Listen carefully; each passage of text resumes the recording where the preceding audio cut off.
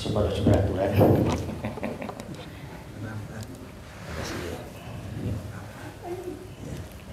setengah lingkaran lah ya ini.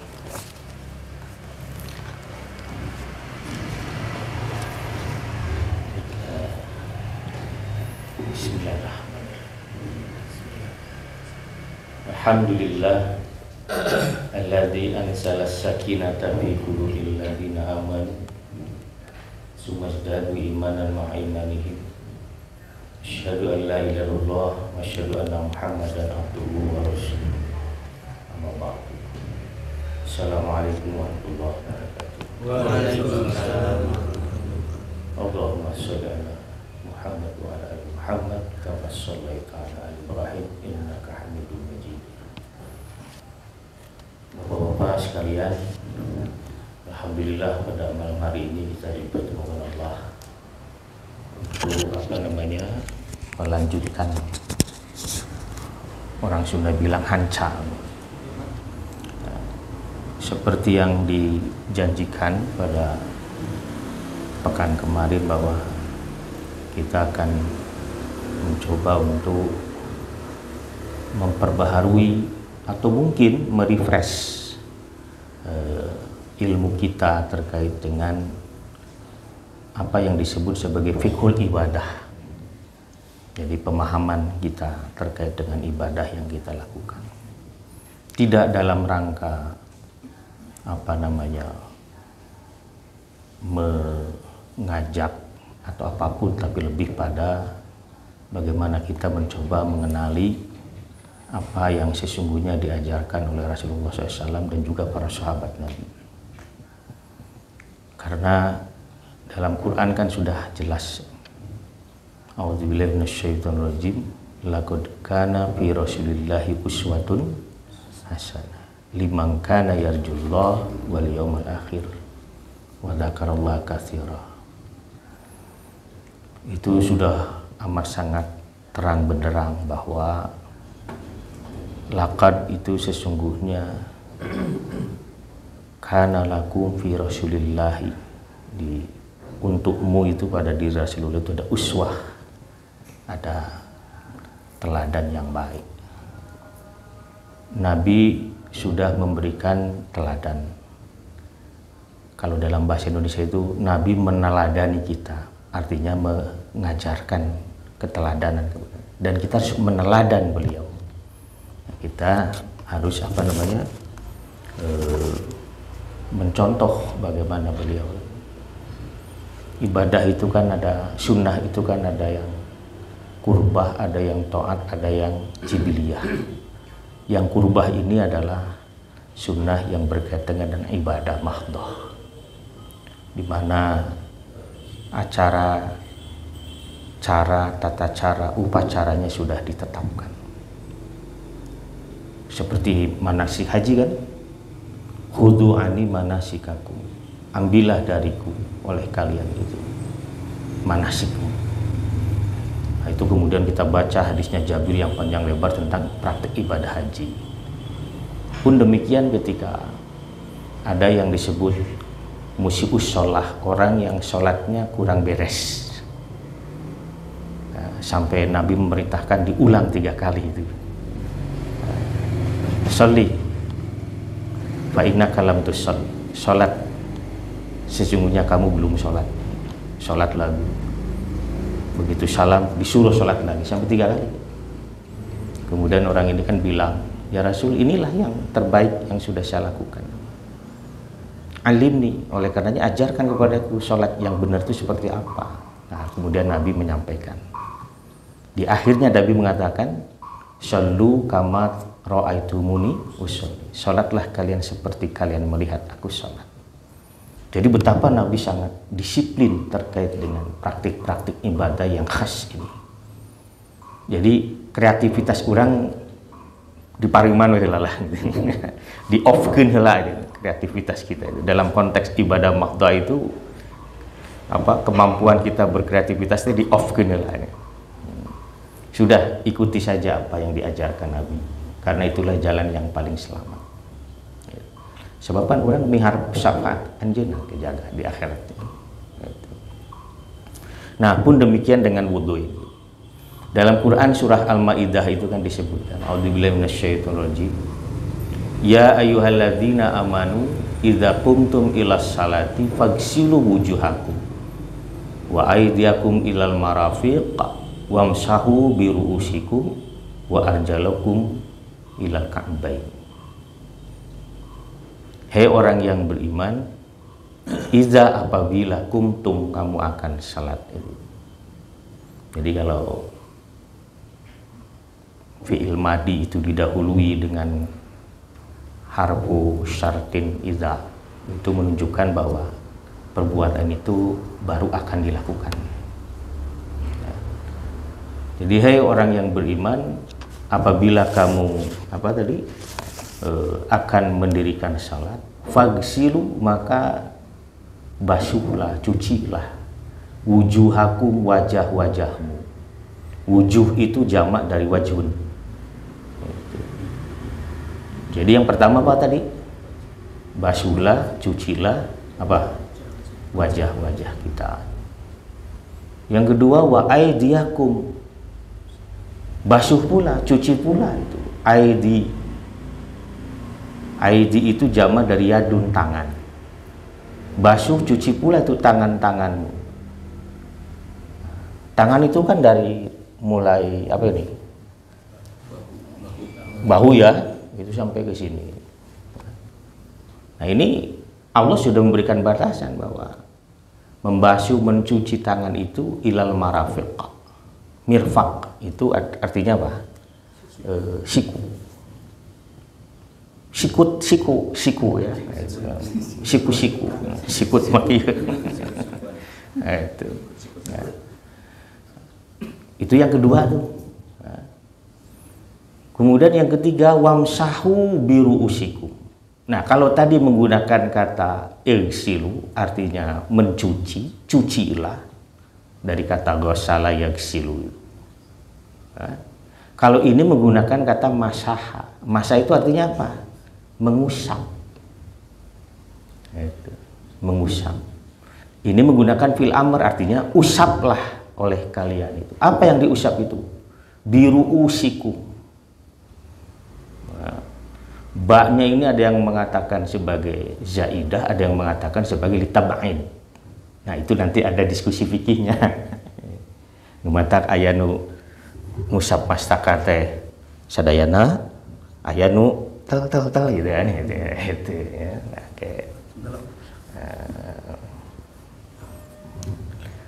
jadi usap. Jadi bukan dibasuh, bukan dicuci. Keramas ya kalian gitu. Ini mah diusap. Kalau usap berarti tidak ada air yang dibawa kecuali yang menempel pada tangan. Kemudian wa arjulakum ilal ka'bain. Nah, ini yang menarik, kata arjula ini atofnya ke wamsahu biru usikum atau ke faghsilu wujuhakum. Kalau dia diatafkan ke wamsahu birusikum artinya kaki itu diusap. Tapi kalau dia dikembalikan ke faghsilu wujuhakum artinya dicuci. Nah, inilah hebatnya Allah Subhanahu wa taala. Sebab nanti ada kalanya kaki itu dicuci, tapi ada kalanya kaki itu itu hebatnya Allah Subhanahu wa taala itu. Ya. Nah, itu. Jadi ada berapa itu? 4 anggota tubuh yang diperintahkan Allah untuk dicuci dan diusap oleh siapapun kita yang akan melaksanakan salat. Iza itu harfu syartin, ini menunjukkan syarat bahwa sholat tidak bisa dilaksanakan kalau belum melaksanakan yang tadi itu maksudnya. Itulah mengapa kemudian Nabi mengatakan la taqbalu sholat tun man ahdasa hatta yatawaddo'a, atau la tuqbalu sholatu man ahdasa hatta yatawaddo'a, tidak diterima sholat orang yang berhadas sampai dia berwudu. Jadi tidak diterima itu sholatnya. Ini penegasan Nabi saja untuk mengatakan. Bahkan di catatan sini disebutkan, saya mengutip hadis ini, innaha la tatimu sholatu ahadikum hatta yusbigol wudu'a kama amarallahu ta'ala. Sesungguhnya tidak. Nah, kata tatimu ada yang menerjemahkan sempurna, ada yang mengatakan tidak sah. Tapi kalau kita melihat hadis yang tadi, jelas tidak sah sholat itu dilaksanakan. Bahwa sesungguhnya seseorang itu tidak sempurna, kita maknai saja seperti itu, ya, sholatnya sampai dia menyempurnakan wudunya kama amarallah, seperti yang diperintahkan Allah Ta'ala. Nah, yang diperintahkan Allah tadi 4 gitu. Membasuh muka, membasuh tangan, kemudian mengusap kepala dan mencuci kaki. Nah, itu. Innama umirtu bil wudu'i idza qumtu ila shalah. Dalam riwayat Imam Ahmad seperti itu. Sesungguhnya aku diperintahkan berwudu apabila aku akan melaksanakan sholat. Jadi jelas sekali bahwa wudu itu adalah, itulah mengapa kemudian para ulama fikih menyebut bahwa wudu adalah salah satu syarat dari sahnya sholat. Nah, itu ya. Nah, sementara kan kita tahu bahwa al-aslu fil amri itu la yaqtadi tikrar. Kalau ada yang bertanya, wudu itu apakah harus dilaksanakan setiap kali kita akan sholat? Nah, asalnya perintah itu tidak menuntut layak tadi, tidak menuntut at-tikrar, adanya pengulangan. Jadi kewajiban wudu sebenarnya adalah satu kali untuk seluruh sholat.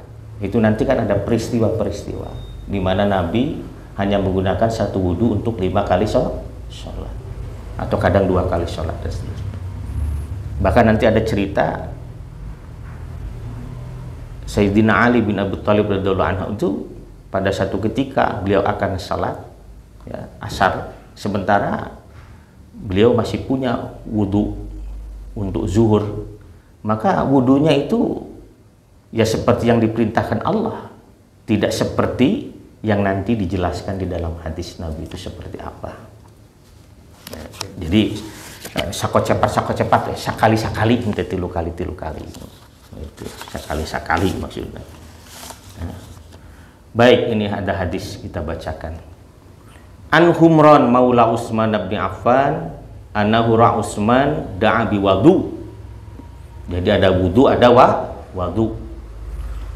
Dari Humran itu siapa? Humran itu adalah maula. Maula itu asalnya adalah budak. Artinya budak yang sudah dimerdekakan. Ya. Kita sering juga menyebutnya sebagai pembantu. Dari Humran maula Utsman bin Affan, dia melihat Utsman ya, da'a biwadu, meminta apa? Wadu itu apa? Wadu itu air yang digunakan untuk berwudu. Kalau wudu baunya pakai domah itu menunjukkan pekerjaannya, kalau wadu menunjukkan alatnya. Jadi kalau dibaca wadu artinya alat yang digunakan untuk berwudu. Apa itu? Air. Itu media yang digunakan untuk berwudu itu air. Nah, minta air untuk berwudu. Kemudian fa'afragha 'ala yadayhi min inaihi. Kemudian dituangkan itu, ya. Ini.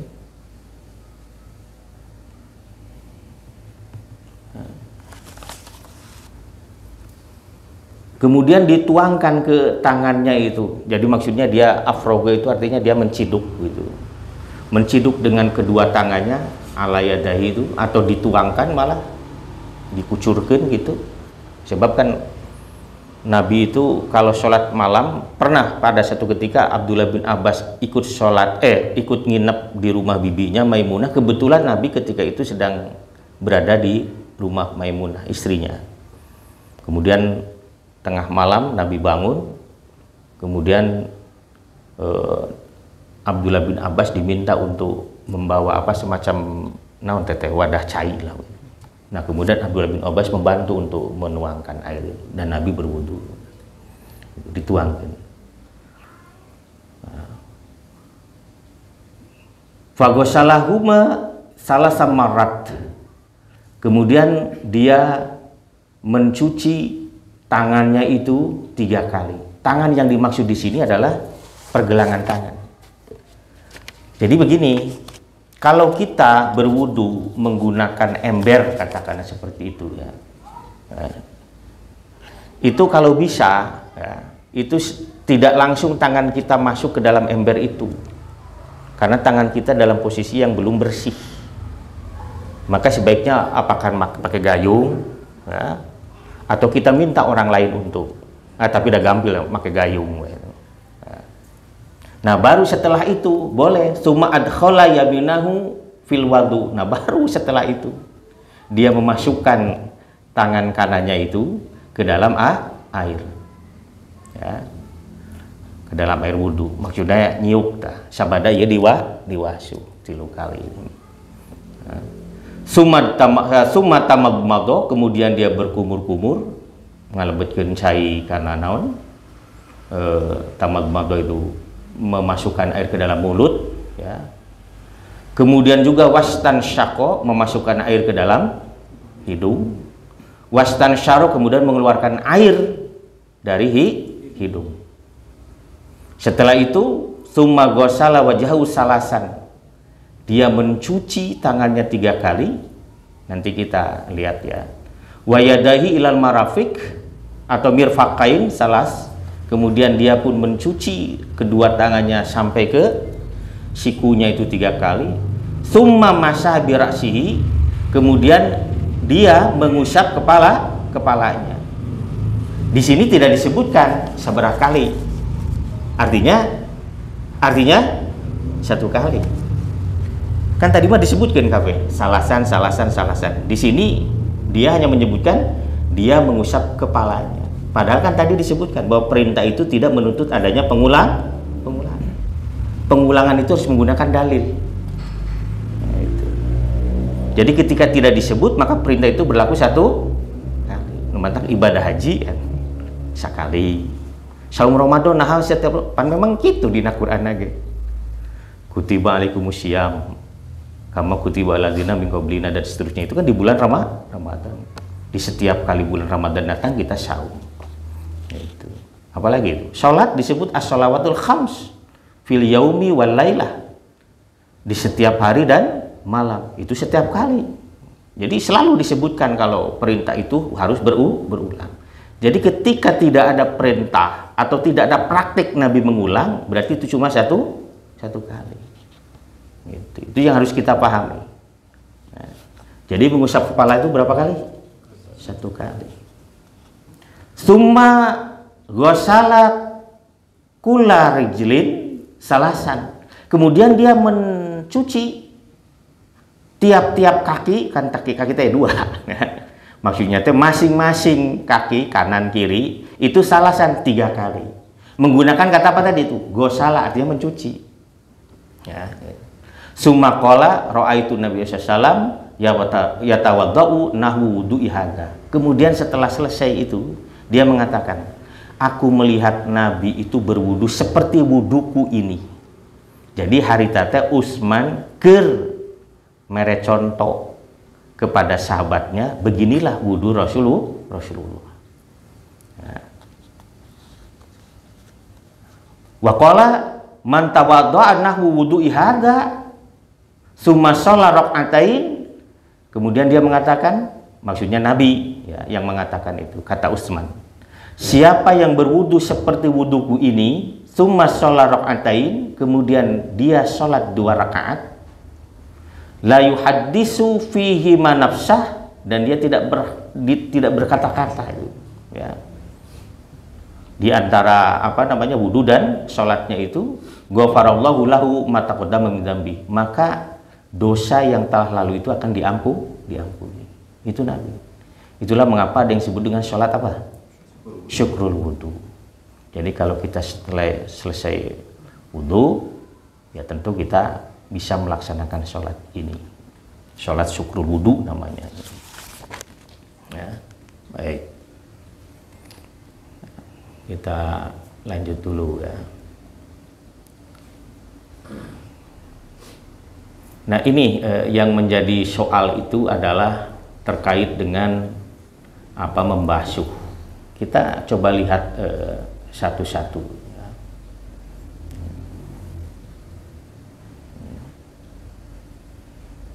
Atau mungkin saya perlu model ini. Siapa yang akan jadi model?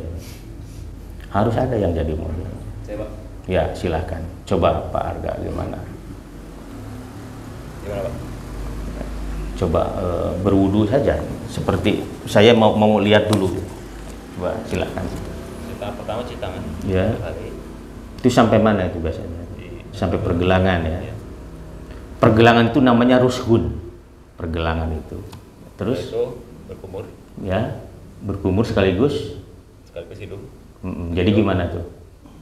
Langsung. Iya. Langsung tuh airnya di sini. Atau biasa yang Pak Arga lakukan seperti apa? Ya seperti itu. Nah, iya. Nampung air, lalu menghirup dan berkumur. Memasukkan air dan memasukkan air ke dalam hidung. Iya. Dikeluarkan lagi. Biasanya sampai sakit sih. Iya, itu yang disebut dengan isbagul wudu itu. Ya. Menyempurnakan wudu itu adalah ketika kita memasukkan air sampai ke pangkal hidung. Nepi ke nyerang bahasa nanti gitu. Ya, itu terasa sakit gitu. Terus wajah. Coba bagaimana cara mengusap wajahnya itu. Jadi area wajah itu mana sebenarnya itu? Di depan telinga. Depan telinga, betul. Sampai batas, ada yang menyebut batas tumbuh rambut. Ya. Jadi kalau kepala ini batas. Ya, terus? Setelah itu tangan sampai siku. Ya, sampai siku. 3, kanan dulu, kiri, kanan, kiri, kanan, kiri. Setelah itu sisa airnya langsung dibasuh ke kepala sampai telinga. Kanan kiri atau kanan kiri. Kalau saya kanan kiri. Oke, ya syokillah. Nah, setelah itu kepala langsung di telinga. Coba gimana caranya yang kepala? Setelah kanan kiri, ketiga udah langsung ke kepala. Terus di telinga. Ya, ini Pak Arga yang lakukan ya. Nanti terus. Ya. Udah telinga, setelah itu baru kaki. Kaki. Bagaimana kaki sampai mana? Kaki itu sampai di atas mata. Oke. Ya, tapi nggak disiram aja, tapi dicuci sampai selasa. Iya, yukhallilu namanya itu. Ya, baik, silakan duduk. Nah, saya ingin membacakan saja dulu ya beberapa hal supaya praktiknya bisa ini. Pertama adalah bahwa sebelum berwudu elok bila kita itu bersiwak. Apa yang disebut bersiwak itu? Menggosok gigi. Cuma di zaman Rasulullah itu menggosok giginya dengan menggunakan kayu arak. Kalau kita juga kayu apa yang di kita tuh yang wangi-wangi itu. Nah, itu menggunakan kayu itu. Dan kita sering menyebut itu sebagai kayu siwak. Siwak itu sebenarnya alat.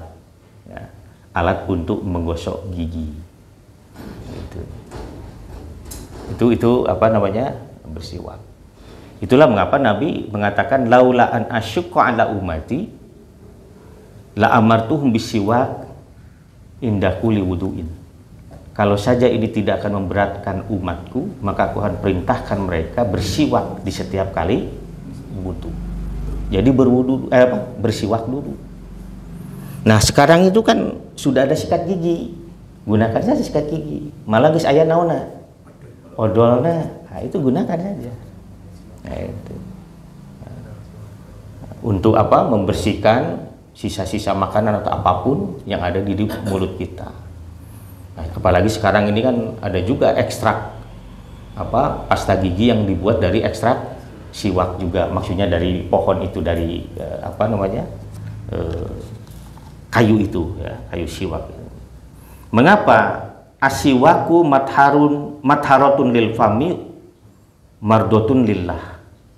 Karena siwak itu katanya ngosok gigi itu bisa membersihkan mulut ya, dan juga bisa mendatangkan ridha Allah Subhanahu wa taala.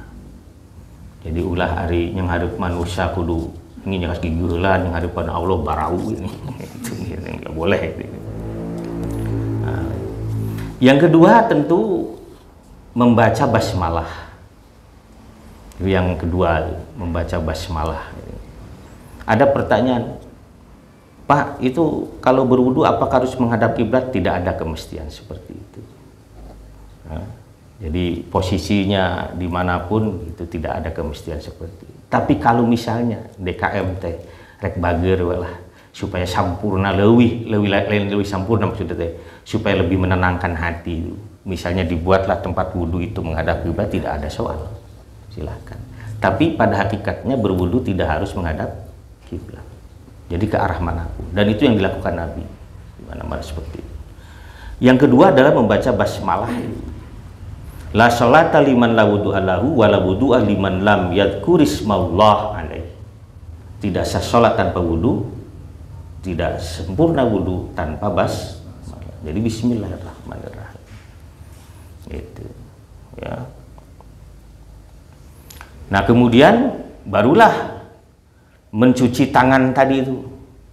Di sini disebutkan ra'aitu Rasulullah SAW yatawadda'u ya. Kemudian istauqafa salasan. Apa itu maksudnya? Rasulullah itu SAW, aku melihat Rasulullah SAW sedang berwudu, maka beliau mencuci tangan hingga pergelangan 3 kali. Pergelangan 3 kali mencuci tangan. Kemudian berkumur-kumur memasukkan air ke dalam hidung dan membuangkannya 3 kali. Di sini disebutkan summa adkhala yadahu fastakhrajaha fatamadmadha wastanshaqa min kafin wahidatin. Kemudian fafa'ala zalika salasan min kafin wahidatin. Jadi 1 tangan ini. Boleh 2, silakan saja, tidak apa-apa. Cuma Nabi menggunakannya dengan 1 tangan. Untuk menunjukkan bahwa antara memasukkan air ke dalam mulut dan hidung itu menggunakan air yang sama.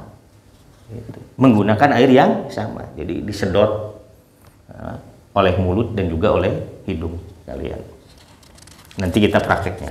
Nah, ini saya bacakan dulu saja.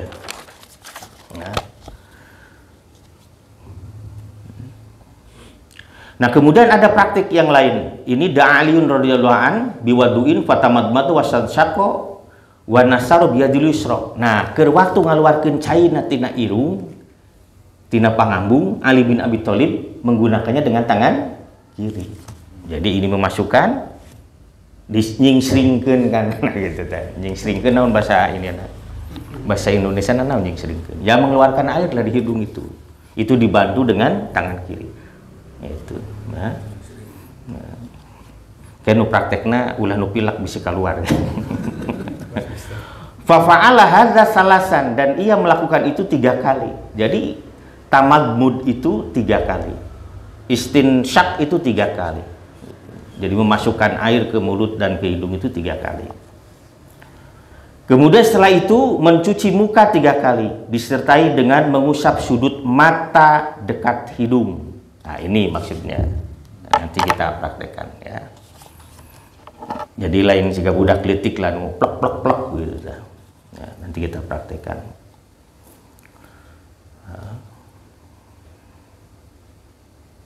Bahkan di sini disebutkan bahwa 2 sudut mata dekat hidung itu bagian yang sangat diperhatikan oleh Rasulullah SAW. Itu. Tapi lenyilehnya. Kemudian setelah itu mencuci atau membasuh tangan hingga siku masing-masing 3 kali. Nah, dengan menyela celah-celah jari dan memulai dari yang kanan. Jadi tidak kanan kiri, tapi kanan kanan kanan, kiri kiri kiri. Saya waktu kecil juga diajari Pak Ustadz begitu, kanan kiri kanan kiri kanan kiri. Ternyata tidak. Ini sesuai dengan contoh Utsman bin Affan tadi, bahwa masing-masing itu 3-3. Itu artinya bahwa satu selesai sampai 3 kali, baru yang kiri 3 kali. Nah, di sini disebutkan asbigil wudu wa khalili bainal ashabi. Sempurnakan wudumu itu dengan cara apa? Menyela-nyela naon atunya bahasa Sundana. Sela-sela jari. Iya, nya naon eta bahasa teh. Namina bahasa Sundana naon eta? Hanya pokoknya mah gitulah ya. Itu dulu ya, nanti kita praktekkan. Nah, kemudian setelah itu mengusap kepala. Bukan mencuci, tapi mengusap kepala. Berapa kali? 1 kali. Wa masaha bi ra'si wahidatan. Nah, pan urang mah saking getol jadi 3 kali. Semangat itu 3 kali. Itu wahidatan. Nah, bagaimana cara mengusapnya itu? Wa masaha Rasulullah SAW bi ra'sihi fa aqbala bi yadayhi wa adbaro. Ia memulai dari depan kemudian ke belakang. Kemudian dari riwayat Imam Muslim disebutkan bada'a bi muqaddami ra'sihi, mulai dari depan hatta dhahaba bihi ma ila qafa, sampai ke qafa itu apa nih? Punuk. Ya. Sanes pundaknya, punuk. Nah, itu. Summa raddahuma, kemudian dikembalikan ilal makanil ladzi bada'a minhu. Dikembalikan ke tempat di mana ia memulai. Jadi kalau tadi Pak Arga ke belakang langsung ke telinga, tidak, tapi dari depan ke belakang kembali ke tempat mulai, baru nanti telinga. Nah, di sini disebutkan ya. Ra'aitu Rasulullah SAW, kata Ibnu Abbas ini sahabat Nabi, fa ra'aitu yamsahu bi ra'sihi wa udhunaihi mashatan wahidatan. Aku melihat Nabi itu mengusap kepalanya itu dengan telinganya satu kali. Praktiknya lain, summa masaha bi ra'sihi, ini riwayat Abu Daud dan Nasa'i, wa adkhala isba'ihi sabahataini wa udunaihi masaha bi ibhamihi wa zahira udunaihi. Summa masaha bi ra'sihi, kemudian dia mengusap kepalanya, wa adkhala isba'aihi sabahataini, memasukkan ini apa itu? Jari telunjuk itu ke dalam telinganya. Wa masaha bi ibhami, kemudian mengusapkan apa ini?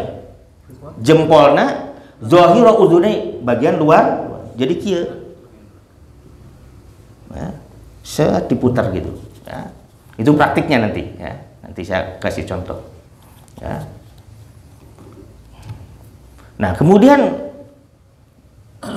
kalau kita lihat bahwa oh ternyata mengusap telinga itu berbarengan dengan mengusap kepala, artinya adalah bahwa telinga dalam konteks wudhu itu merupakan bagian anggota wudhu dari kepala. Jadi dengan menggunakan satu usapan, tidak mengambil air lagi untuk mengusap telinga.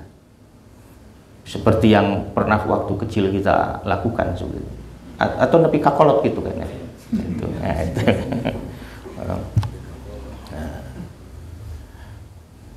Nah, kemudian mengusap ubun-ubun diteruskan dengan mengusap atas sorban. Ini kalau bersorban. Jadi tidak usah dilepaskan sorbannya, lamun orang di sorban ya, di Mekah gitu ada sorban. Kalau wudu tidak usah, cukup diusap saja bagian ubun-ubun kepalanya gitu. Ubun-ubun lah, tapi di atas sorban. Jadi Nabi itu kalau ini tidak dilepas imamahnya itu, cukup diusapkan saja. Ya. Kemudian juga mengusap apa tadi? Khuf. Itulah mengapa tadi kan disebutkan di sini. Famasaha binasyatihi, mengusap ubun-ubunnya, wa alal imamati, atau mengusap apa tadi di atas apa namanya sorbannya. Numata kurang sok ningali dengan air wudu. Ya, itu mengapa kita melihat dulu itu ya ada orang yang menggunakan topi haji kieu ya misalnya ya. Kemudian ketika wudu dia mengusapkan set, iya dia dibuka heula ya teh. Set. Kemudian setelah itu sap. Ini mengamalkan hadis yang ini. Ya. Ya. Tapi ada juga riwayat lain yang mengatakan dari siapa? Dari Amr bin Umayyah Ad-Domari. Ra'aitu Rasulullah SAW yamsahu ala imamatihi wa khuffaihi. Aku melihat Nabi mengusap sorbannya saja. Wa khuffaihi, dan dua khufnya, dua sepatunya. Ini kalau dalam kondisi apa? Safar, bepergian. Ya. Kita lanjut dulu ya, nanti praktiknya. Yang penting mah pernah mendengar saja dalil. Nanti saya print out. Ya. Atau lamun teu di print out dibaca tara dina HP. Di video praktek. Ya? Di video praktek. Video praktek ya? Betul. Ya. Jadi imamah itu adalah penutup kepala, sorban lah atau apapun yang terurai begitu ya. Kita menyebutnya kan sorban itu imamah. Sebenarnya khuf itu adalah sarung kaki yang menutup dua mata kaki. Jadi sebenarnya bukan sepatu, kaos kaki itu sudah termasuk khuf gitu. Nah, itu. Dan ini memang sesuai dengan apa namanya hadis-hadis Nabi Sallallahu Alaihi Wasallam. Baik, jadi begini. Ya. Itu udah pakai helanya. Nah, jadi kalau kita berwudu ini, ya, kena ya, ngeskolot diajar wudu deh kita naon. Ya, misalnya ini, apa? Dulu juga pakai ekran, pakai padasan dah.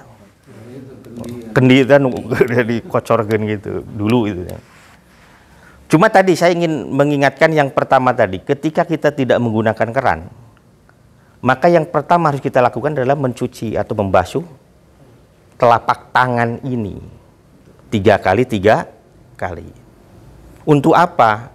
Dalam rangka untuk mempersiapkan kita mengambil air wudu langsung dengan tangan kita. Jadi harus dalam kondisi bersih dulu tangan itu. Mata kudu disiukeula atau dikumahakeun lah itu. Yang penting tangan kita tidak boleh masuk ke dalam bijana yang ada air wudunya itu. Itu kalau kita menggunakan apa tadi?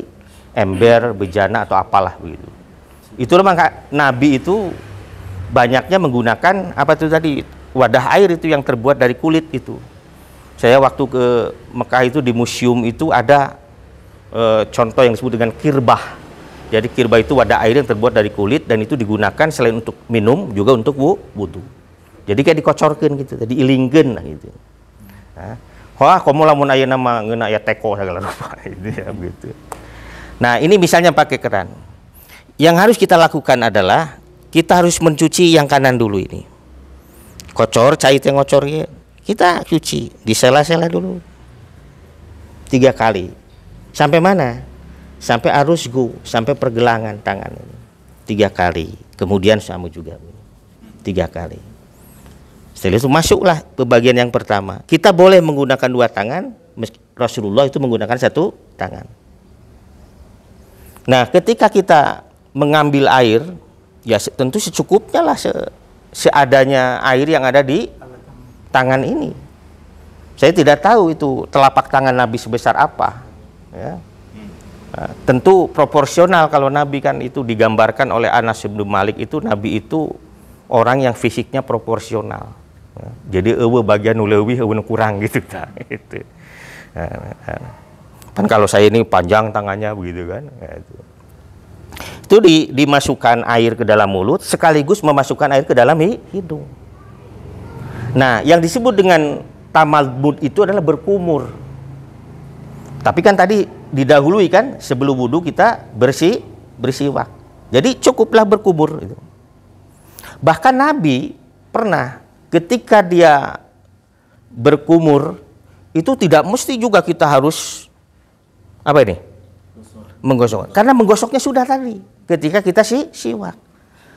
Sampai dijelaskan dalam sebuah hadis, Nabi itu ketika bersiwak sampai terdengar suara ak. Nah, maksudnya tuh saking tarik atau seset tadi itu. Betul. Jadi klok. Jadi untuk membersihkannya itu menggunakan apa? Bahkan menggunakan jarinya. Itu. Nah, itu boleh itu. Yang penting bersih. Ya. Nah, itu ambil air kemudian dimasukkan ke dalam mulut dan hidung seperti hadis yang tadi itu. Kemudian kita berkumur-kumur, kemudian dibuang. Kalau mengikuti Ali bin Abi Thalib berarti kita menggunakan tangan kiri untuk nyingsringkeun micena. Cuma yang harus kita pahami adalah ketika memasukkan air ke dalam hidung itu harus sampai ke pangkal hidung. Coba nanti dilatih di rumah.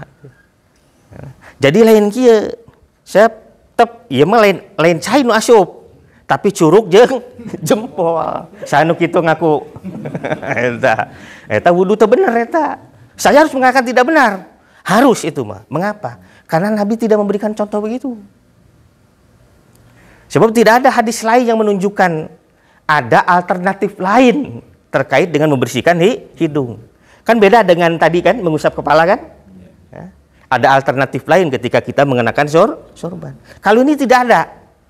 Artinya bahwa kita harus memasukkan air ke dalam hidung. Itu hadisnya saya itu. Seluruh muhadis melakukan.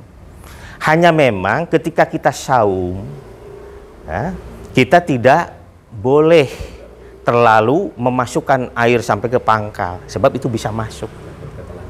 Itu. Itulah mengapa isbagil wudu itu. Ya.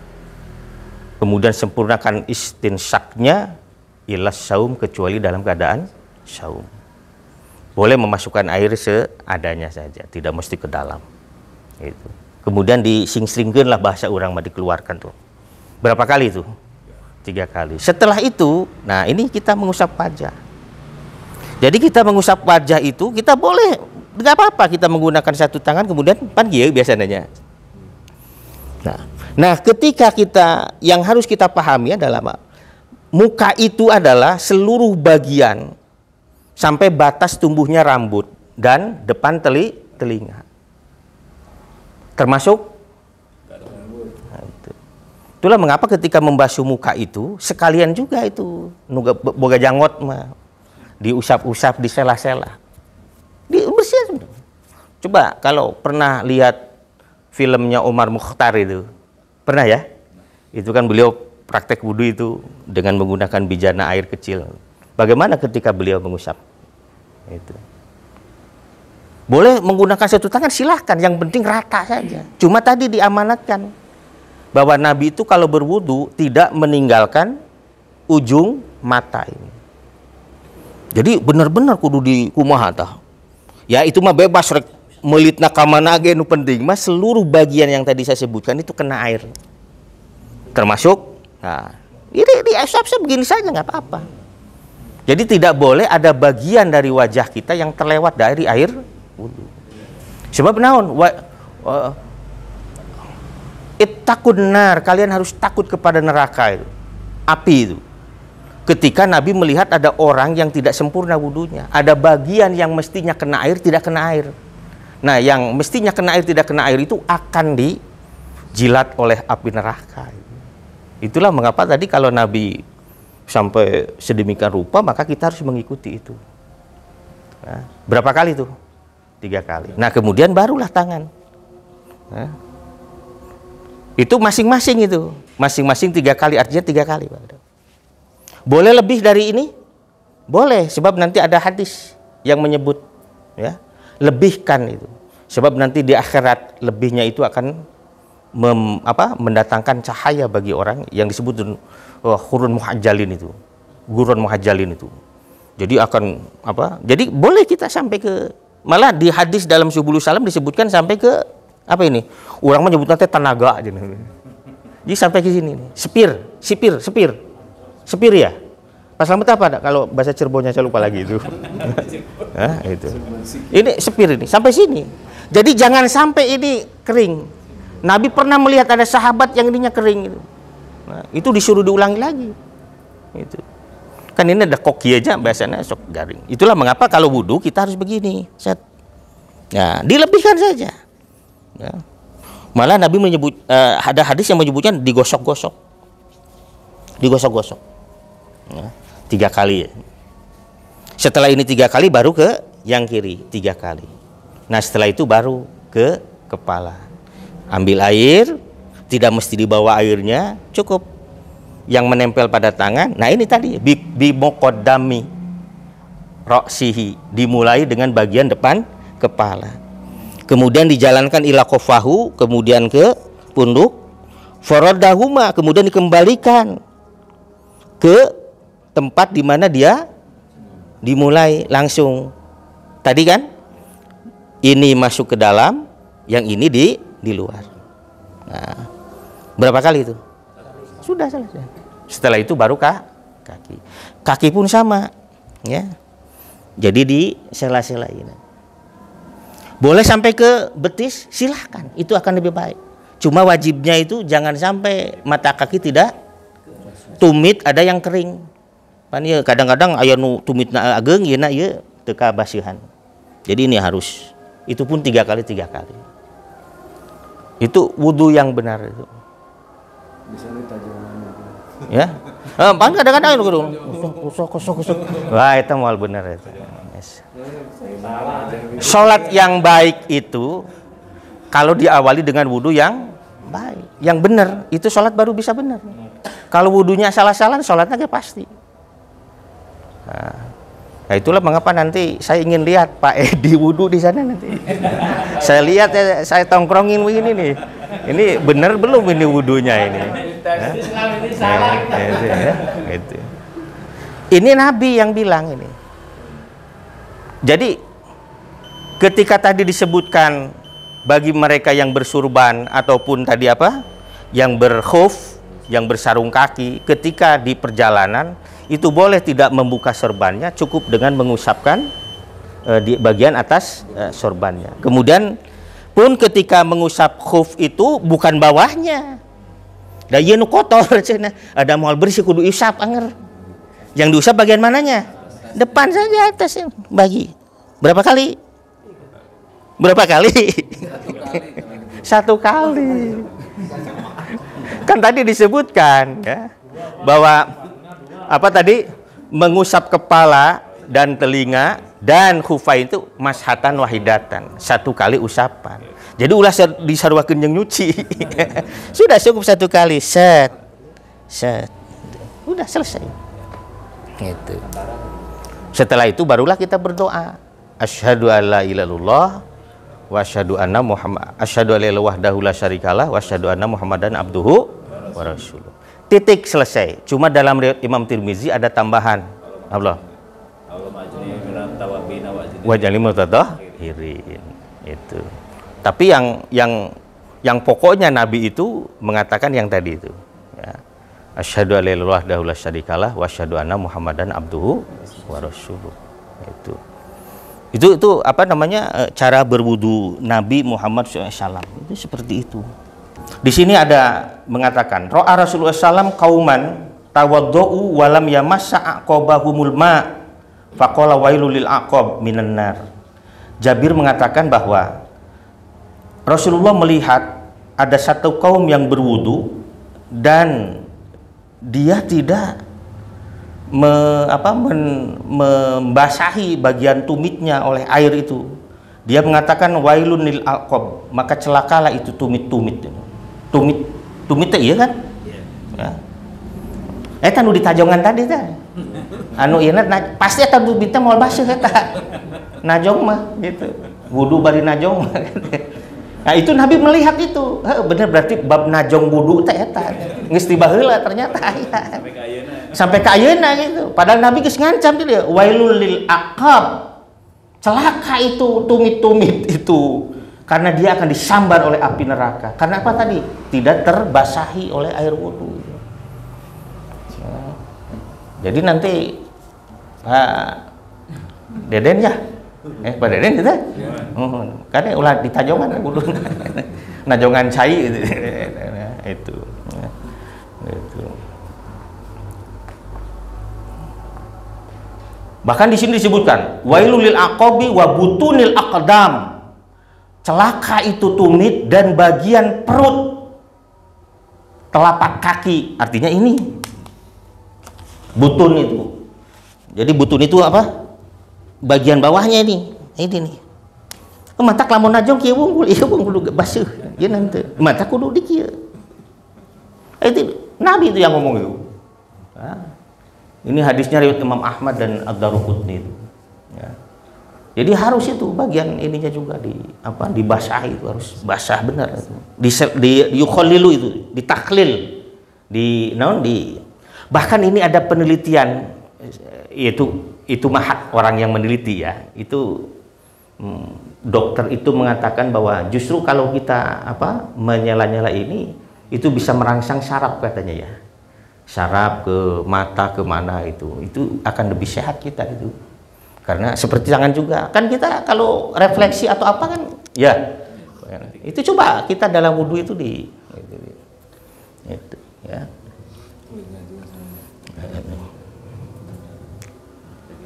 Nah kemudian wajib mendahulukan yang kanan itu tadi Pak Arga ya. An Abi Hurairah kalau Rasulullah SAW idza tawadda'tum fabda'u bi yamanikum ya. Bima yaminikum. Jamak dari yamin itu mayamin. Jadi tempat-tempat kanan itu. Maksudnya apabila kamu berwudu, fabda'u maka mulailah bima yaminikum, dengan bagian kanan. Jadi kanan selesai baru kiri, kanan selesai baru kiri. Jadi bukan diselang-seling. Itu.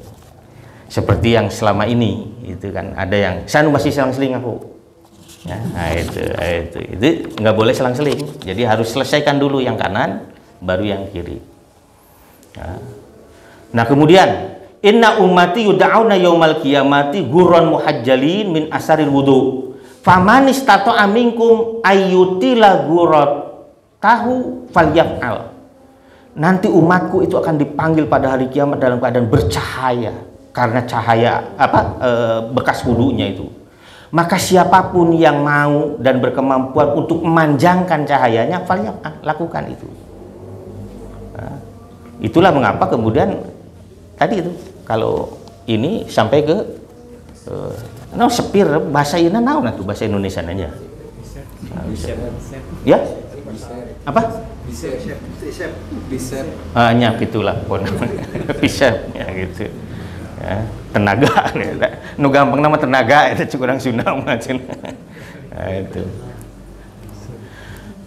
Nah kemudian Nabi apakah pernah berwudu satu kali pernah. Di sini disebutkan dalam riwayat Imam Bukhari kalau Ibnu Abbas tawaddu'an Nabi sallallahu maratan wahidatan. Jadi sekali-sekali itu pernah.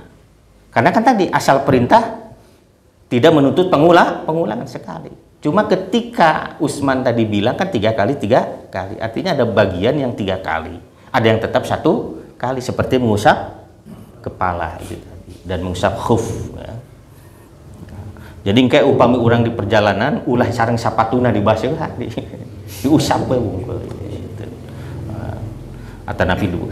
Tapi ingat mengusap khuf itu diperkenankan bagi orang yang ketika memasukkan kakinya ke dalam khuf dalam keadaan suci. Jadi kalau misalnya Pak Ian ini mau berangkat ke Kuningan ini mudik nih ya, sudah berwudu di rumah menggunakan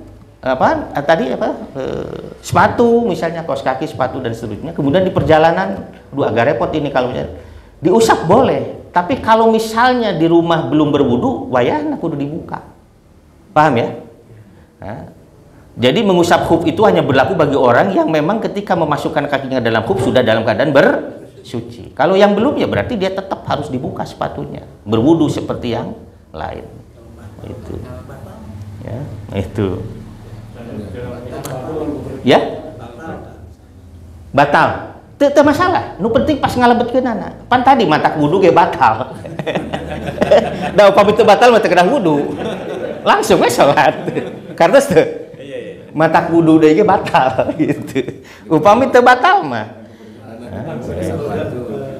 Jadi begini, kewajiban berwudu itu tidak untuk setiap kali sholat. Kalau memang kita belum batal, ya laksanakan saja itu dengan wudu yang pertama tadi. Misalnya kialah, kita berangkat dalam keadaan berwudu, datang waktu zuhur, kita merasa bahwa kita belum batal, sholat saja.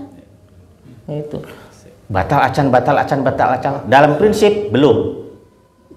Sebab harus ada ketegasan. Itulah mengapa kalau rasaan asa hitut itu ya. Asa itu. Untuk mendeteksinya bau, tercium baunya atau tidak? Terdengar suaranya atau tidak? Kalau tidak terdengar suaranya, baunya berarti henteu. Eta mah setan nu keur ngawiswas hati urang. Rarasaan wungkul. Saya pernah punya teman di pesantren itu, di Lirboyo dulu itu. Namanya Abdul Razak. Sekarang beliau sudah jadi kiai, sudah punya pesantren gede di Kudus ya. Mas, ke saya tuh bilang itu, saya ini benar-benar punya penyakit yang sulit dihilangkan. Kenapa Mas Razak? Ya, kalau sudah berwudu, begitu takbiratul ihram itu selalu berpikir dan merasa ada yang keluar katanya dari kemaluan saya ini. Saya kembali lagi bolak-balik. Sampai akhirnya saya tanya ke kiai, ya, kalau kamu terus seperti itu sampai kapanpun kamu tidak akan pernah sembuh, itu penyakitmu. Jadi harus yakinkan, ya, ada tidak yang keluar, kalau tidak ada jalan. Itu. Seperti juga, ya, jadi hukum itu bukan dengan perasaan, tapi harus dengan bukti. Alat buktinya kentut adalah bau dan suara. Ya, kan ada kentut yang tidak bersuara, tapi baunya luar biasa. Yang bersuara malah baunya tidak terlalu ini. Ya, itu silakan. Cuma kadang-kadang orang tidak jujur dengan kentutnya itu. Dina sholat batal da sieun disebut. Oh nagen we gitu. Nu cilakanna lamun imam nu kitu teh belegung teh imam. Padahal apa susahnya mundur ke belakang, nanti yang depan itu. Teh jalannya. Oh kehalangannya kedakan itu. Iya. Baik. Kemudian apakah boleh berwudu dua kali? Boleh. Ini Abdullah bin Zaid mengatakan inna Nabi sallam tawaddo'a maratain. Ya. Utsman mengatakan tawaddo'a salasan 3 kali. Ini artinya adalah bahwa dilihat dari situasi dan kondisi. Kalau kita melihat sabab wurud itu hadis itu. Jadi ketika di perjalanan atau ketika air itu memang terbatas, cukuplah 1 kali, karena memang al aslu fil amri la yaqtadi tikrar, karena memang asal perintah tidak menuntut adanya tikrar, pengulangan, cukup 1 kali aja. Jadi itu yang wajibnya itu. Jadi itu ya yang harus dipahami oleh kita. Jadi jangan pula kemudian kita memaksakan 3 kali, sementara pernah kok kita misalnya di masjid mana saya pernah itu airnya nyerelek letik, ya. Itu cukup 1 kali aja. Ada keran yang kecil itu yang nyerelek, cukup 1 kali. Yang penting rata, 1 kali tapi rata. 3 kali kalau masih tadi ada bagian yang kering, itu kan tidak sah wudunya itu. Nah, itu.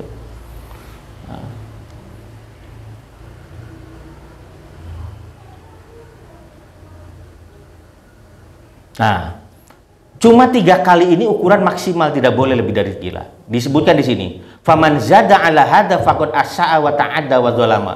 Siapa yang menambahi ini, maka dia telah berlaku buruk, telah melampaui batas dan berbuat zalim. Jadi 1 kali boleh, 2 kali boleh, 3 kali boleh. Bahkan kalau dalam mazhab Syafi'i itu 3 kali itu adalah sunnahnya, sebab wajibnya adalah satu kali. Tapi lebih daripada 3 kali itu dikatakan itu adalah perbuatan yang jelek, perbuatan melampaui batas, dan perbuatan zalim. Ya, jadi tidak boleh wah arek 4 kali kan we mengpengcaina loba itu nggak bisa, nggak boleh itu. Nah kemudian tadi disebutkan mengucap siapa tadi?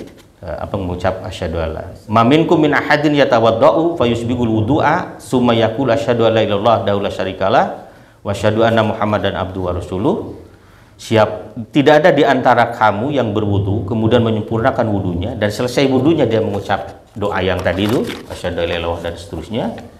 Nah, di sini disebutkan illa futihat lahu abwabul jannah, dipastikan dia akan dibukakan baginya pintu-pintu surga.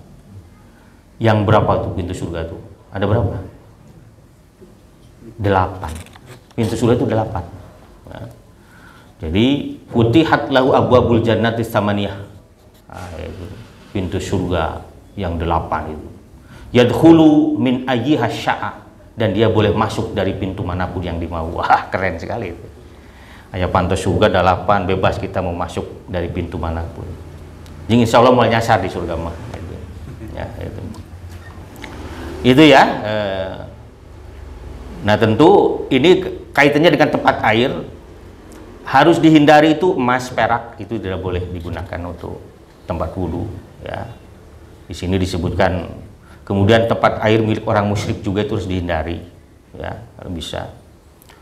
Tapi kalau misalnya tidak ada lagi, sejauh itu bersih dan kita lihat dalam keadaan bersih, itu boleh. An-Nabi SAW wa ashabahu tawaddau min mazadati imratin wa musyrikatin. Nabi itu pernah berwudu dengan menggunakan tempat wudu miliknya perempuan musyrikah. Itu boleh. Jadi meskipun akidahnya najis, ya, tapi kalau barang-barangnya itu sejauh tidak ada najis padanya, ya kita boleh gunakan itu. Nah, itu. Kemudian apalagi ini supaya kita tahu saja.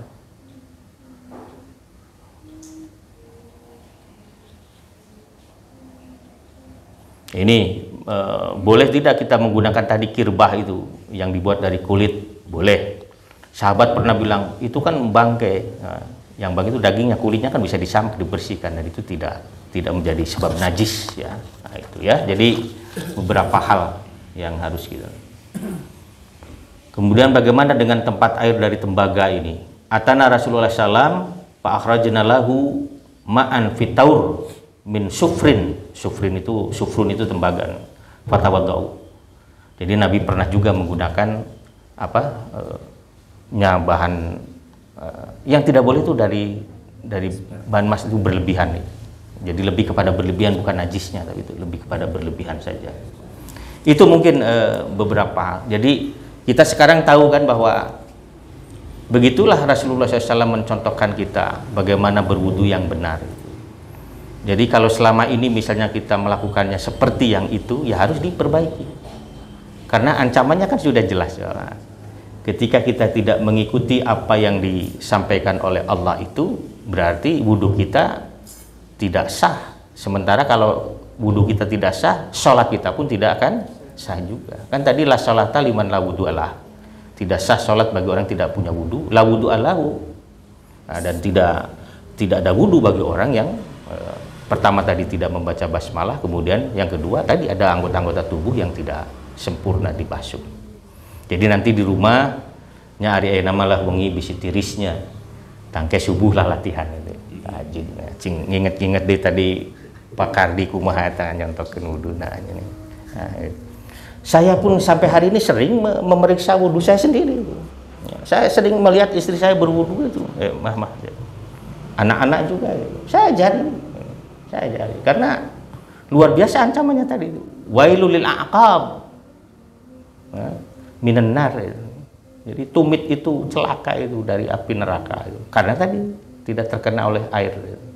Tadi najongan cai wudu kan. Itu. Ya, itu. Ada yang mau ditanyakan boleh? Silahkan Pak Selamat. Kalau pakai keran kalau 3 kali, ya. Lepas dulu atau langsung? Langsung nggak apa-apa. Yang penting 3 kali itu adalah gosokannya itu. Nah, enggak mesti dilepas dulu. Enggak mesti. Nah. Jadi pas balik enggak mesti juga, langsung saja nggak apa-apa, yang penting gosokannya.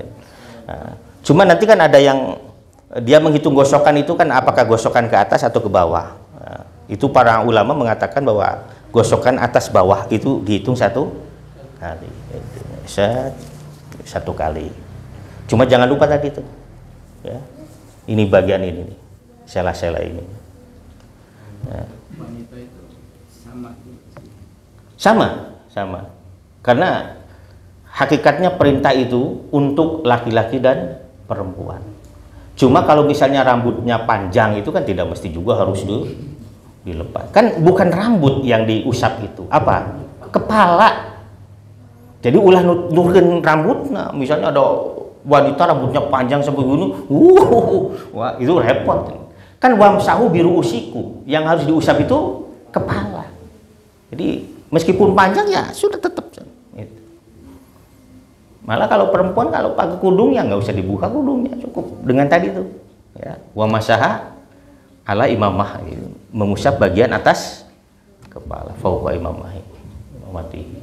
Ada lagi silakan, boleh. Ini Pak, kalau pas yang tadi cuci tangan, yang di keran tadi terus sih Pak, apa namanya, cucinya pada saat kita ada air terus ke atas atau kita harus memang ke kerannya gitu? Nah, itu tidak ada persoalan. Nah, yang penting batas akhir itu di siku, itu saja. Ya. Jadi ente nepikeun ka dieu lah. Ya. Boleh dilebihkan tapi sampai yang apa tadi? Bisep itu tenaga itu saja. Jadi cuma memang bagusnya kalau disebutnya ilal marafik berarti dari bawah ke atas. Jadi boleh set ke atas. Jadi kita memulainya dari bawah ke itu. Ada lagi silakan, boleh. Cukup. Kumur kayaknya agak susah kalau bareng airnya kumur dengan hidung gitu. Karena belum latihan. Oh saya bisa. Saya bisa. Jadi bisa diatur itu mah.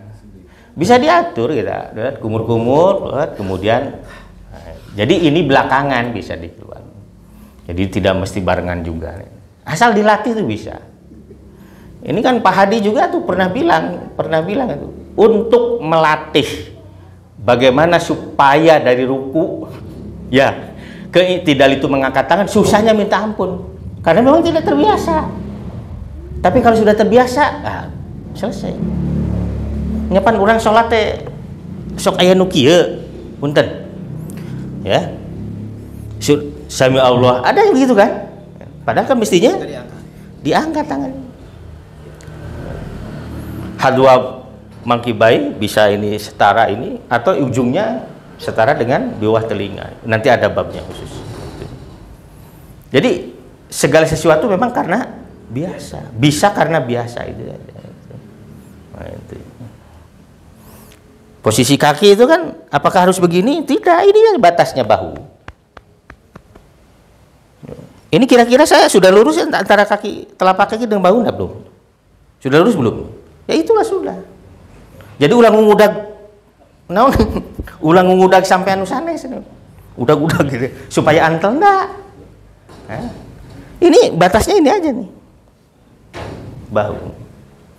Posisi tangan ketika sujud dengan takbirat itu pasti sama. Cing paudang punten ya terakhir we ya mah. Coba sok sujud. Sujud. Nah. Saya tangan lu biasa. Nah, sok we heula. Nah, itu kan kebiasaan Pak Udang berarti melampaui telinga itu jarinya. Dikira-kira, Pak. Enggak, entong handap teuing. Iya, mohon. Iya tah gitu. Ngan dieuna dilebarkeun. Itulah mengapa begini, ketika sujud itu tidak boleh ada bagian dari tubuh kita yang saling antal cek bahasa Sunda naon? Nempel naon? Iya, seperti paha ya ini ya. Paha ke perut, kemudian tangan ke enggak boleh. Itulah mengapa ada yang mengajari awewe mah cenah takbirna kieu. Aneh juga itu. Hanya untuk menutup apa? Oh, pinareuna. Allahu Akbar itu gimana ceritanya? Dari mana itu takbiratul ihram begini perempuan ini? Kemudian kalau sujud juga katanya begini. Set, itu dari mana itu? Rasulullah nggak mengajari begitu. Dari tadi dia Pak. Dari tadi. Ummu Sulaim itu orang dekatnya Nabi itu, ibunya Anas bin Malik itu. Kalau beliau sholat seperti sholatnya laki-laki saja. Ya. Yang penting ini bagian-bagian ini harus lepas ini. Ya, jadi tidak boleh juga terlalu panjang. Yang penting ini tidak rapat. Ya, ini harus dilepas begitu. Ya. Jadi itu nanti. Nah. Ya, padahal gitu. Bolehlah kalau turunnya itu boleh begini, boleh juga begini, itu silahkan itu ya, itu disilahkan saja. Itu. Ya itulah. Tapi sekali lagi ini adalah untuk merefresh pengetahuan kita ya. Jadi selama ini memang kita merasa geus khatam wudu, geus khatam sholat gitu. Sehingga kita malas untuk memperbaiki. Padahal bisa jadi karena seiring usia kita menjadi kaku kan modelnya. Tapi kalau sudah terbiasa insya Allah mual. Itu seperti ruku itu ya. Kalau sudah terbiasa itu ya. Itu ini kan harus rata ini. Ya. Tidak mesti karena ini sampai sini gini. Ya, itu enggak juga ini. Yang penting ini di si punggung rata kepala itu tarik. Sok upami orang tos biasa itu tidak akan ada yang sakit insya Allah. Jadi aduh Pak Ustadz ya heuh pimiti gitu wae. Iya kan? Ada orang yang kalau ruku tuh aduh meni asa nyeri ini cangkeng ini. Karena terbiasa sehingga ketika dipaksakan menjadi susah. Tapi sok gerak upami dikawitan deui insya Allah sehat. Insya Allah. Itu ya. Jadi insya Allah. Ya sudah kayak sholat mah ya bagian anak. Ya, itu. Ngan segala sholat mah loba salah. Itu saja mungkin, terima kasih. Enggak, saya tidak mengatakan salah. Mungkin kita perlu merefresh pengetahuan kita terkait dengan sholat Nabi Muhammad SAW. Tidak dalam konteks untuk salah-salahan, enggak ada. Ya. Tapi kita mengenali bagaimana Rasulullah sholat. Karena shollu kama ra'aitumuni usolli. Itu saja mungkin. Ini enggak apa-apa ya, waktu agak ini. Alhamdulillah bab wudunya sudah selesai. Mudah-mudahan setelah ini kita akan berbicara tentang bab mandi. Jadi minggu depan itu nanti kita akan berbicara tentang mandi wajib. Nah itu ya. Jadi mandi. Nah siga nama kudu disayogikeun gentong nanti ya. Kayak modelnya pas selamat apa harga itu di mandian gitu kumaha gitu ya. Jadi bagaimana cara mandi yang benar menurut Nabi itu nanti kita bahas itu menurut sunnah Rasulullah Muhammad SAW. Itu saja mungkin, terima kasih atas atensi semua.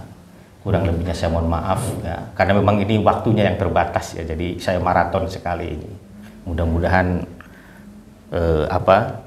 teks ini nanti bisa dibagi ya, mudah-mudahan sudah jadi ini tapi masih perlu saya perbaiki ya. Insya Allah disebarkan ke jamaah semua untuk latihan di rumah.